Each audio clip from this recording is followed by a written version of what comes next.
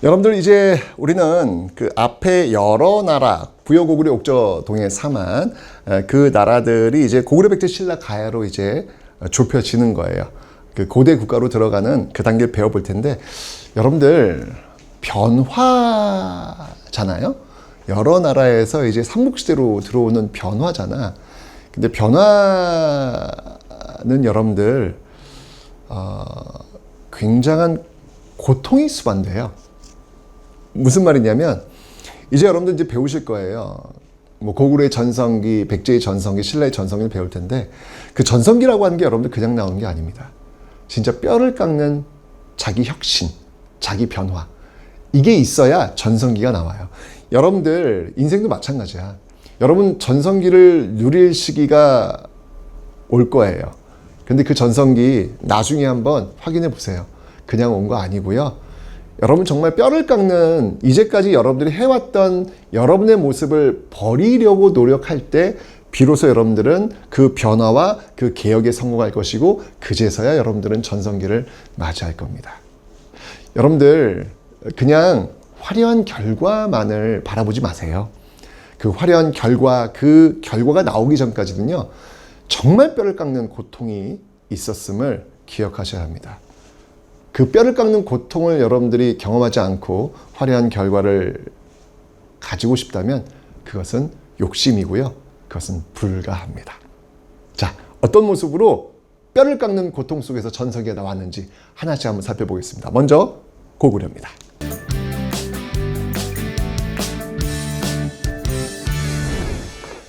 자, 이 고구려는 여러분들 몇 개 왕을 좀 기억하시면 되는데요. 먼저 이 삼국시대 그 고대 국가의 기틀을 잡아야 되겠죠. 아장아장 걷는 그런 단계가 필요할 겁니다. 성장기가 필요하겠죠. 그 성장기의 대표적인 왕이 고국천왕이에요. 여러분들 왕을 중심으로 해서 4개의 군장들이 다스리는 국가, 그래서 5부족 연맹체, 부여도 5부족 연맹체, 사출도 있었죠. 그리고 고구려도 5부족 연맹체, 이런 연맹체였는데, 이제 이 5부족 자치권이 있는 5부족을 하나의 국가 안에 다 집어넣어 버리는 거예요. 5부를 자치권이 있는 그 지역으로 다스리는 게 아니라, 느슨한 연맹체가 아니라 그냥 왕을 중심으로 해서 이 5개의 지역을 행정구역으로 만들어 버리는 거예요. 고구려라고 하는 그 안에 행정구역으로 5부를 위치시켜 버리는 것이죠. 자, 이런 역할들을 바로 이 고국천왕이 했고요. 특히 우리 역사상 최초의 사회복지정책, 이건 뭐 사회복지라고 하긴 좀 그렇지만 어쨌건 간에 굶주리고 힘든 백성들을 구제하기 위해서 만든 정책으로서 기록에 등장하는 최초의 정책이 바로 이 진대법이에요. 진대법은 뭐냐면, 봄이 힘들잖아. 곡식 딱 떨어질 때라고. 봄에 곡식을 그래서 빌려줘, 정부에서. 그 다음에 가을에 갚도록 하는 거야. 가을에 이제 수확하니까 갚도록 하는 거야. 이걸 우리는 진대법이라 그래요. 이 진대법의 전통이 고려 조선시대 오면서 의창이라든지 뭐 이런 어떤 그 환곡이라든지 이런 어떤 전통으로 이어지게 될 겁니다. 지금도 왜 여러분들 그 기초수급 뭐 이런 정책들 있잖아요. 그런 것들의 출발이 바로 이 진대법에서 출발하고 있음을 기억하시면 되겠습니다. 자, 성장의 어떤 모습이었어요. 자, 그런데 4세기가 되면서요. 4세기는 이제 여러분들 기본적으로 뭐 301년부터 뭐 400년 뭐 요렇게 이제 보면 됩니다. 이때 이제 미천왕이 낙랑군을 몰아냅니다. 여러분들 그 고조선이 무너지고 나서 거기에 이제 중국 세력들이 들어와요. 중국 한나라에 의해서 무너졌거든요. 그 잔재들이 남아요. 그 잔재들을 밀어냈던 왕이 미천왕이다라고 하는 거. 그런데 이 고구려에서요, 어마어마한 위기를 겪게 됩니다. 그게 뭐냐면 바로 고국원왕이 죽어요. 누구에 의해서 죽냐고요? 바로 여기 보이시죠? 백제 근초고왕. 여러분 이 4세기는 고구려의 시대가 아니에요. 4세기는 바로 백제의 시대입니다. 이 백제의 시대 전성기를 이끌고 있었던 이 근초고왕이 바로 고구려와 붙었는데 그 과정에서 고구려 왕이 죽어. 와우. 여러분 생각해 보세요. 장기를 둬보시면 알겠지만 아무리 화려한 무기, 말, 코끼리, 차 이런 게 있다 할지라도 왕이 잡히면 끝나요. 동양의 고대는 그런 겁니다. 근데 왕이 죽었어. 이거 얼마나 위기예요. 사실 이때 고구려는 멸망돼도 뭐라고 하기 어려울 정도로 위기였죠. 왕이 죽었으니까. 그런데 여러분들 이게 얼마나 위기예요. 인생에서도 여러분들 살다 보면 정말 어려운 시기, 위기가 올 겁니다. 근데 그때 어떻게 대응하느냐. 역사를 배우는 이유는 뭐냐면 바로 이럴 때, 그 위기였을 때 대응했던 그런 모습들을 우리가 익히면서 버틸 수 있는 힘을 가질 수 있도록 해주기 때문에 우린 역사를 배우는 것 같아요. 자, 저도 여기서 참 깜짝 놀랐습니다. 이때 등장했던 왕이 누구냐? 그게 바로 소수림 왕이라는 겁니다. 이 소수림 왕은요, 말 그대로 개혁군주입니다. 이제까지의 고구려는 다 잊어라. 다 잊어라. 이제부터는 새로운 고구려를 만들겠다. 그럼 새로운 고구려를 만들려면 새로운 질서가 필요할 거 아니에요. 그 새로운 질서가 뭐야? 법이야. 그래서 율령이 법입니다. 율령을 반포하고요. 이제까지의 정신 상태는 잊어라. 이제부터는 하나의 종교, 불교, 부처님 아래 우리는 똘똘 뭉친다. 그리고 이제까지의 그 신하들의 느슨한 형태, 이건 다 잊어라. 이제부터 왕을 중심으로 왕에게 충성하는 신하들을 길러내겠다. 유학, 유교다. 그걸 가르치는 학교가 바로 태학입니다. 그러니까 이제까지의 모든 관행과 관습을 다 내려놓고 새로운 고구려를 외쳤던 거예요. 여러분들 이번에 수능에서 여러분들 좋은 결과를 얻고 싶으신가요? 그럼 여러분들 이제까지 여러분이 살아왔던 18년이라고 하는 시간을 내려놓으셔야 됩니다. 역사에서 그렇게 얘기하고 있는 거예요. 그래야 여러분들이 좋은 대학에 갈 수 있어요.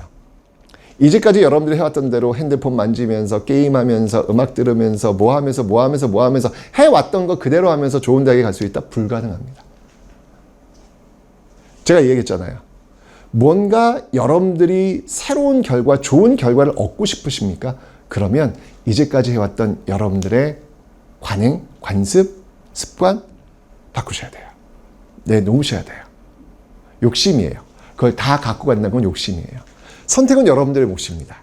자, 고구려는 그걸 선택했던 거예요. 정말 뼈를 깎는 고통, 뼈를 깎는 개혁. 와, 이거 여러분 이제까지 해오지 않던 거 한다고 하니까 얼마나 저항이 심했겠어요. 그죠? 근데 그 저항에 물러서지 않고 율령, 불교, 태학이라고 하는 새로운 고구려를 만들겠다고 이 소수림에 밀어붙인 거예요. 그래서 5세기, 바로 5세기, 드디어 이제 아까 4세기가 백제의 시대라고 그랬죠? 5세기, 드디어 고구려의 시대가 도래하게 되는 겁니다. 5세기는 여러분 고구려의 시대입니다. 바로 그 5세기 고구려의 시대를 열었던 인물이 누구냐? 바로 광개토 태왕, 그리고 장수왕, 전성기 군주들이 등장하는 거예요. 우리는 와우, 광개토 태왕, 뭐 넓은 영토를 구축했던 그런 어마어마한 왕. 제가 다시 한번 얘기했잖아요. 이 엄청난 결과물은 바로 앞에 있었던 소수림왕. 그 소수림왕의 뼈를 깎는 고통의 변화, 고통의 개혁이 있었기 때문에 바로 이 전성기를 가질 수 있는 자격을 고구려는 확보하게 된 것이다. 무슨 말인지 알죠, 여러분들?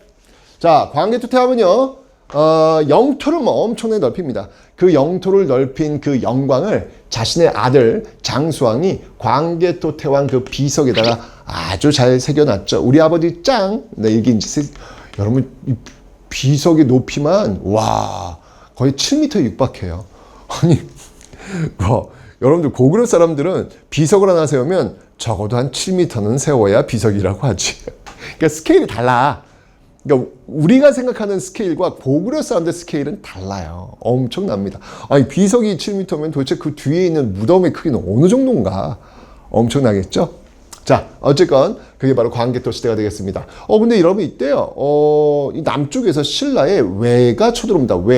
왜가 쳐들어와가지고 거의 신라가 망하기 일보 직전까지 가요. 그때 신라의 왕이 누구였냐면 뇌물마립간이었어.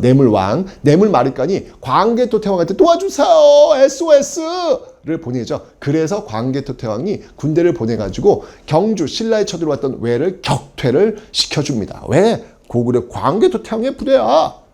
근데 이제 그때 그 왜를 추격하는 과정 속에서 집요해 어디까지 쫓아갔냐면 바로 저기 남쪽 바다 김해까지 추격을 합니다. 근데 그 김해에 어떤 나라가 있었냐면 금관가야가 있었거든요. 그 금관가야가 바로 이 고구려 군대의 공격을 받아가지고 거의 초토화됩니다. 초토화됩니다. 그래서 그 잘 나가던 금관가야가 세력이 쇠퇴해지고 결국 금관가야의 힘은 약해지면서 그 힘이 저 위쪽 경북 고령에 있는 대가야, 이 대가야 쪽으로 그 세력이 올라가게 됩니다. 그건 나중에 가야표에 다시 한번 설명드릴게요. 어쨌건 이게 고구려 광개토태왕이 나비효가야. 여기서 고구려 군대가 딱 내려왔는데 신라에 쳐들었던 왜를 격퇴시켰을 뿐만 아니라 그 가야 연맹의 세력 편도도 바꿔놓는 이 엄청난 고구려 파워. 와우. 다시 한번 그 엄청난 파워는 바로 이 엄청난 변화와 개혁에서부터 출발하고 있음을 여러분들이 잊지 않으셔야 됩니다. 자, 그 뒤를 이어서요. 아들 장수왕. 와, 우리 아버지 너무너무 멋져. 우리 아버지 뒤를 이어서 내가 한번 정말 잘 만들어 볼 거야. 라고 해가지고요. 도읍을요. 아버지가 북쪽으로 영토를 넓혔으니까 이제 남쪽으로 오려고 합니다. 그 도읍을 국내성에서 평양으로 옮깁니다. 자, 여러분 이거 중요해요. 시험에 가장 많이 나오는 게 이 당시 시험에 가장 많이 나오는 게 장수왕이 국내성에서 도읍을 평양으로 옮기고 나서 삼국의 변화가 어떻게 이루어졌는지 이걸 묻는 시험 문제가 제일 많이 나와요.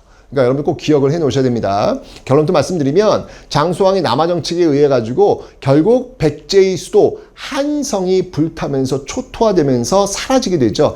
이것 때문에 백제는 허겁지겁 도읍을 한성, 서울에서 바로 웅진, 공주로 쫓겨갈 수밖에 없는 그런 결과가 올 겁니다. 그러면서 신라와 백제가 얼마나 무서웠겠어. 이 고구려 때문에 신라와 백제의 그 나제 동맹이 더욱더 강화되는 그런 결과. 그러니까 이 장수왕의 이 남하정책이 그 밑에 있는 나라들의 엄청난 영향을 미치고 있다. 와우, 진짜 광개토태왕의 나비효가, 장수왕의 나비효가, 강대국은 강대국. 고구려가 조금만 움직이면 그 다른 나라들의 어떤 그 지형이 막 바뀌는 거예요. 이게 바로 5세기 고구려 전성기의 모습을 보여주고 있습니다. 자, 그래서 이 장수왕의 이 남하정책에 의해서요, 그 고구려 군대가 어디까지 내려오냐면 충주까지 내려와요. 충주. 와, 엄청나죠? 그래서 거기 충주에 고구려 비가 있는데요. 그게 바로 이 장수왕의 남하정책의 결과를 보여주고 있음을 여러분이 기억하시면 되겠습니다. 자, 그리고 여러분들, 고구려는요, 5세기 전성기를 지난 다음에 살짝 이제 좀 주춤 좀 해요. 하지만 그래도 큰 문제는 없습니다. 6세기를 지나가지고 7세기가 되면서 이 세계 판도가 달라지네. 당시 그 동아시아 중국이 분열되어 있었거든요. 분열되어 있었던 이 중국이 통일이 돼요. 그 통일된 나라가 바로 수나라입니다. 그 수나라가 어찌 하늘에 태양이 두 개가 있단 말이냐. 고구려, 너희들 이제 내가 손을 좀 보겠다. 라고 해서 쳐들어와요. 수양제가. 와우. 이때 100만 대군을 끌고 들어왔다고 하죠. 어마어마합니다. 자, 그런데 우리의 고구려 아니겠습니까? 고구려가 어떤 나라입니까? 철갑 기병의 그 나라 만주벌판을 내달렸던 그 나라 아니겠습니까? 바로 수나라를 을지문덕이 살수에서 크게 무찌르게 됩니다. 여러분, 우리 반만년 역사에서 3대첩을 한번 들어봐라 라고 한다면 3대첩, 첫 번째가 바로 을지문덕의 살수대첩, 고구려시대.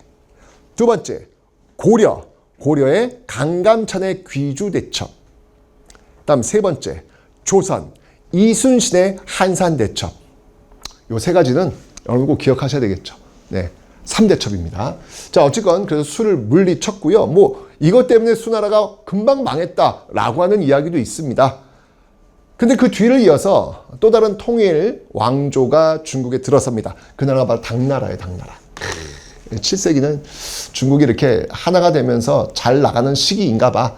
그러니까 그 옆에 있었던 우리나라 조금 위험할 수밖에 없겠죠.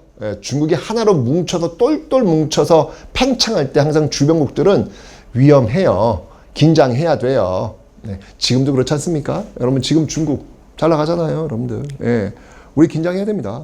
역사적으로 볼 때 중국 저렇게 잘 나갈 때 긴장해야 됩니다.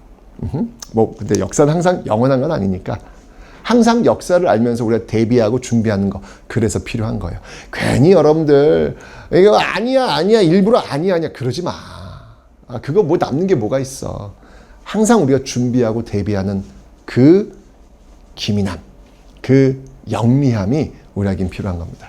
자, 이 당나라가 이제 또 쳐들어오네요. 자, 그래서 이 당나라를 막기 위해서 천리장성이라는 걸 축조해요. 여러분, 우리 역사에서 천리장성은 두 번 등장합니다. 고구려의 천리장성과 고려의 천리장성이 등장합니다. 고구려의 천리장성은 당나라를 막기 위해서, 고려의 천리장성은 거란과 여진을 막기 위해서 만든 장성이 되겠습니다. 여기서는 당나라죠. 근데 이 천리장성을 축조하는 과정 속에서 누가 권력을 장악하냐면 바로 연개소문이 쿠데타를 통해서 권력을 장악하게 되죠. 자, 어쨌건 그 과정 속에서 당나라가 결국 쳐들어오네. 그런데 우리가 누굽니까? 여러분, 중국인들이 가장 존경하는 사람이 누군지 아세요? 바로 당태종이야, 당태종. 그 당태종이 직접 군대를 이끌고 고구려를 쳐들어와. 그런데 우리의 고구려가 그 당태종, 중국인들이 가장 존경하는 당태종을 단박에 때려 부숩니다. 초토화시킵니다. 당태종이 그냥 도망가다가 그냥 거의 죽을 둥 말 둥 도망갔죠, 여러분들. 네. 그런 얘기를 했대요. 고구려와는 싸우지 마라. 라는 유언을 남겼다고 할 정도로 정말 당태종이 아주 고구려한테 아주 그냥 혼쭐이 납니다. 그게 바로 안시성 전투입니다. 안시성 전투. 네. 그래서 수나라를 물리친 게 을지문덕의 살수대첩, 당나라를 물리친 게 바로 안시성 전투. 뭐 양만춘이라는 이름은요, 나중에 나오는 이름이고요. 이때 안시성을 지키고 있는 성주는 누군지 몰라요. 기록이 없어. 네. 나중에 이제 소설에 양만춘이라는 이름이 이제 그래서 등장하는 거예요. 근데 그 양만춘이 있는지 없는지는 몰라요. 어쨌건. 자, 이렇게 되면서 여러분들, 와, 대단하지 않습니까? 고구려는요, 이 수나라도 막고 당나라도 막는 정말 민족의 방파제 역할을 이 고구려가 해냈다라고 하는 것을 여러분들 좀 기억해 놓으시면 되겠습니다. 그렇게 잘 나가던 고구려가 결국은. 그러니까 당나라도 안 거야. 혼자는 안 되겠구나. 결국 신라랑 손잡고 결국 고구려를 치게 되는 것이죠. 그게 바로 고구려의 마지막이 되겠습니다. 자, 이렇게 해서 여러분들 고구려의 어떤 성장 과정을 한번 봤습니다. 소수리왕의 어떤 그 변화와 개혁, 그걸 바탕으로 해서 바로 전성기, 광개 토태왕과 장수왕의 그 전성기를 누릴 수 있었고, 그리고 그 힘으로 바로 이 수나라, 살수대첩, 당나라, 안시성 전투, 마구마구 막아냈던 그 고구려의 찬란한 역사, 그 역사를 여러분들 꼭 기억하시면서 다음 백제 따라가 보도록 하겠습니다.